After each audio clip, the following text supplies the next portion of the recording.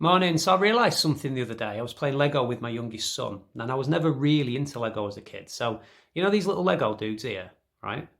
Now, you can swap their head for any other head you want. But what I never realised is that all these heads have completely different expressions on them. So you've almost got like an angry head, a happy head, a sad head, a scared head. And I never really realised that. I thought actually they just all had the same face on them, but they don't. They're all completely different. Look, actually, I pulled a few out of my kid's Lego box. Look how many different.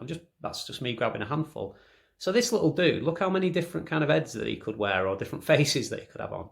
And it reminds me a little bit of us in the sense that we often talk about being our real self or being our true self, but which self do we actually mean? Because I don't know about you, but I'm a complete cocktail of selves.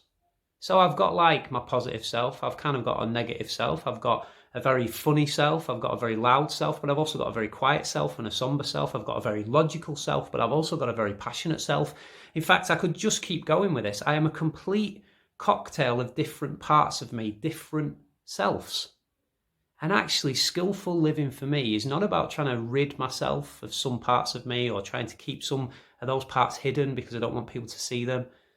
What actually skillful living's about is using the right part of me, the right self for the right moment. So sometimes my loud and passionate self needs to lead. Other times my quiet, reflective self needs to lead. Sometimes it's appropriate for me to be funny, and other times it's appropriate for me to be serious. Sometimes I need to be logical, and sometimes I need to be emotional.